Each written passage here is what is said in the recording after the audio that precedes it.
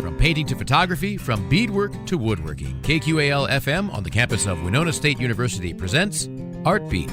Artbeat highlights the work and accomplishments of local artists from in and around Winona. Support for Artbeat is made possible by the Minnesota Arts and Cultural Heritage Fund. Today on Artbeat, we take a peek back into the 18th annual Frozen River Film Festival and discuss a local film, Minnesota Mean, with local filmmaker Dawn Mikkelson. Minnesota Mean is a documentary showcasing the thrilling world of roller derby following a group of strong women. The Frozen River Film Festival is a yearly reoccurring event showcasing many local filmmakers, showcasing community-based documentaries. Before I say more, I'm Dylan Alzate, sitting with Dawn Mikkelson from the Frozen River Film Festival, today on Artbeat. So for people who haven't been able to catch your film, what would you say that Minnesota Mean is about? Minnesota Mean follows the Minnesota Roller Derby through a season, and in particular it follows 5 skaters as they navigate life as a high-level, internationally competitive roller derby player and, a Minnesota woman. Awesome. So what motivated you to go for this film and or choose this particular topic? I first learned about roller derby through my friend Lisa, who skates under the name Bernasty, and I learned about it, somewhere around 10 years ago. She joined the Minnesota Roller Derby, and, initially I thought she was nuts and that she was going to get herself injured, and she did get herself injured, but I don't think she's nuts. I fell in love with the community that was created around her, and this incredibly supportive, but at the same time competitive and powerful group of women and non-binary athletes who I think help us all kind of, particularly as women, redefine our relationships with our own physical strength and emotional strength as we, watch them do things that we're not trained to do as women, like take up space. I was really excited about that world, and then, wanting to show that world in a way that hadn't been shown before. I think often derby is conveyed as through a male lens, so it's more considered silly, and there is silliness, but they're also fierce athletes, and wanted to show that. Awesome. And you did all of this with a team, right? Emergence Pictures? Yeah, so Emergence Pictures is my production company, and worked with a team of other filmmakers, in particular Jim Tittle, who was our director of photography, and he was probably the most involved of anybody, but it was a relatively small team on this film, mostly entirely Minnesota-based. We have music by Dessa, who is a Twin Cities-based musician with national and international following, hip-hop artists.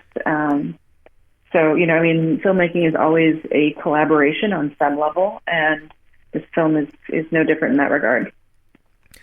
Awesome. So going back, even though in the end the Minnesota team didn't reach the top, the main focus was the relationship they built along the way, right? Yeah, it's we all have big dreams, and this film follows them as they are chasing the biggest dream in roller derby.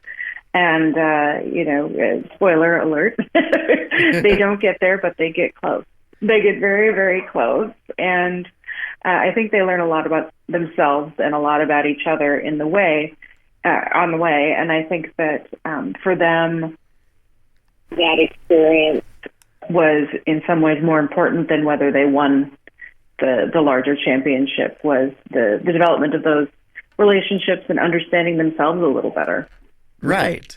And I feel like even though they didn't win, it makes the message more clearer. Absolutely. Absolutely. I mean, they end that season incredibly happy, given that they didn't win the world championship. So as any filmmaker will have their struggles, what would say your personal struggle was throughout this whole film? I think that with this film, it was probably, what is often the case for independent filmmakers, which is getting the financial support and industry support to make something like this. As I was saying, this is a collaborative art form, and in order to work with the best people in the business so you can create the best product, you need to pay them. You need to pay people what they're worth, and that's important. And so, I think that we shot the film in 2017 and released it in 2023, and people are always like, "Whoa, my God, that's a long time in between." And I've often said the film could have been completed in 9 months if there was money. Right. I think that's kind of standard for all independent filmmakers to some extent, depending, project by project. But I will also say that time benefited this film in the sense that I think I would have told a slightly different story if we had wrapped post-production in 2018 rather than wrapping post-production in 2023. I think that I'm a stronger filmmaker than I was in 2018, and so the film benefits from that kind of stuff. But it definitely, I would be putting a lot more work out if there was more money. Right, like it would have been a completely different movie if it was completed within 9 months. Absolutely. Some of the core stories would be there, but the world has changed since 2018. I mean, besides the obvious COVID, we were also just sliding into Me Too when this film was wrapping filming. And I think that the ripple effect of what has come out of the Me Too movement, both within the film industry and as a larger society, it's changed things. And, some big, some small, and it's a different viewpoint, I think, coming from this place of 2020 to 2023. Right. Flipping over away from the struggles, what would be your most favorite, the most positive moment within making this whole film? I have to say, actually, it was announcing the premiere of it. So last spring, I had the honor of standing in front of, thousands of roller derby fans at the Roy Wilkins Arena with Bernasty, my friend, who is now actually an announcer for the Minnesota Roller Derby. She no longer skates, but she does kind of the play-by-play, person on the microphone. And so it was, Bernasty out in front of all these people and me standing next to her announcing the premiere of the film. And it was something of a full circle, to be there and to share that with the community that wanted this film and has been incredibly supportive. I will also say that my family was there, and one of my daughters fell in love with roller derby that night, and a year later she is now skating with the Minnesota Frostbite, which is their junior league. So there's a lot of full circles that come out of this film, and I think that's when you're a filmmaker, I think you become a part of the world, particularly as a documentary filmmaker.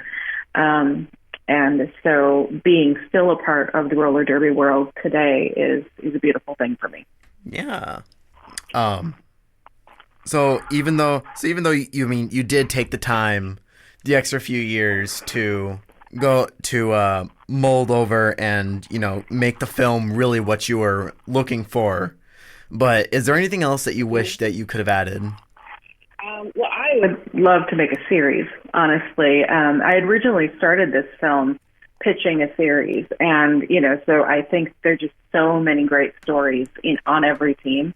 And so, to be able to really spend more time with these players and pull out those personal narratives, there were so many stories we couldn't tell because there's a limit to, I think this film is 80 minutes. Those are Right. solid feature-length films. But with the series, you have a little more time, and you can get in deeper and really get to know these players even more. And so I have a dream of doing that in the future with another roller derby team or Minnesota, depending on what we can get funded. Right. So that's what I would love to do in the future. Awesome. So, currently, what's in your tool belt? Well, are there any current projects are in the works for Emergence Pictures? We've got a ton of projects that are in the works that are all kind of in that early top secret stage where they're in development. And, again, I will say I am pitching a couple of different ways of telling stories within the world of roller derby. But I'm also doing a fair amount of producing and editing for other filmmakers, which I think that's an important part of doing this work, is to be able to learn from other filmmakers and support one another. And I think that it makes you better in your own work when you've, explored a different viewpoint with another filmmaker. So, yeah, I'm doing that right now with Carrie Pickett and potentially some filmmakers out east as editor and producer. Nice. Oh, and Finding Her Beat. Oh. There's also Finding Her Beat, which screened at Frozen River Film Festival last year, and actually also won the Minnesota Documentary Award. So it's been 2 years in a row, which is pretty amazing and unexpected. But Finding Her Beat premiered today, or released today, I should say, internationally on Amazon, Google Play, and Tubi. So that film is now available around the world, and people are watching it in Japan and watching it here in the States. So that's happening as well. So what got you into Frozen River Film Festival? I think that Carrie Pickett, my co-director on Finding Her Beat, she's been there a number of times in the past, and somehow I missed it. And I don't know how that happened, because I've been a filmmaker in this region for a long time, but I didn't get to experience Frozen River Film Festival until last year. And I live in Lake City, so I live relatively close, just south of Red Wing, and just absolutely fell in love with the community of Winona, the makeup of these audiences, how strong these audiences are in terms of their support of the films, just showing up. I mean, it's awesome to show your film in a room full of people who are, laughing and crying and doing all the things you do when you experience a film, in the theater with a community. So I really love this festival. I love that it's a documentary only festival. I think that creates a particularly it's a particular community that you don't get when you have fiction films. So yeah, I really enjoy it. And I was just saying to them that I don't know. Oops, I've got a kid coming my way. Hold on. I'm also a parent. Did I mention that? Oh, okay, goodness. now they're going away. But yeah, no, I think that I will definitely be coming back to the Frozen River Film Festival, most likely as a member of the audience for the next couple of years, supporting other filmmakers, which is also fun. Awesome. So you did mention that you've been in filmmaking for quite a while. What really got you into filmmaking? That's a good question, and probably there's some sort of novel involved in that. I didn't come the traditional route in art. I mean, I don't think there is a traditional route. Most people I know who make documentaries, they didn't grow up thinking, boy, Ken Burns, I think I want to make documentaries. They were like me and didn't see that necessarily as a calling. I think that the field of documentary has become so much more creative, and the storytelling is so much higher caliber than it was 20, 30 years ago. And so in some ways you couldn't imagine what documentaries are like now, that they could exist on the level that they do. And so, I was growing up being wanting to be in theater and music and all those things, but then also loving to tell stories through video, and just it was a hobby until it wasn't. Until I made my first film for fun, and realized that people loved it and that I could make a career of it. And so, yeah, approximately 25 years ago, I transitioned from being a hobbyist to this being my life's work, and I have yet to get bored. It's still amazing work.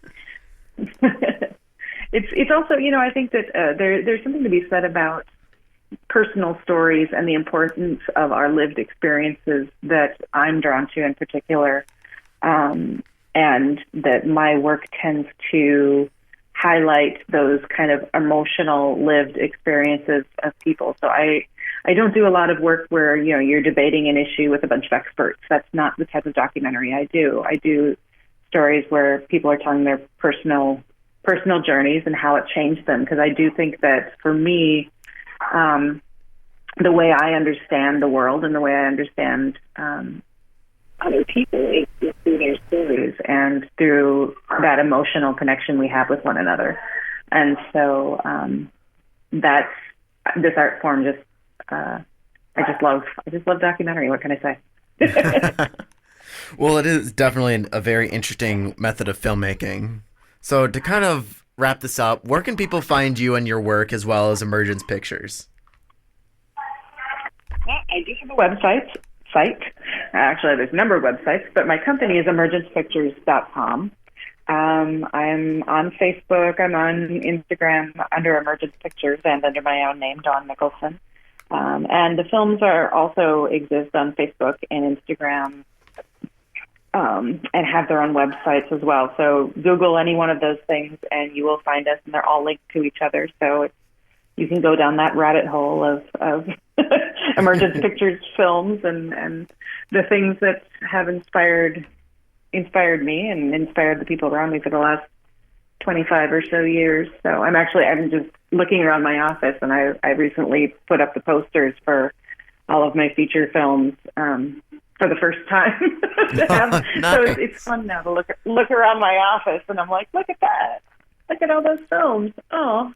Minnesota Mean is my 7th feature documentary. So it's been a while, and it's been a fun journey. That's really nice.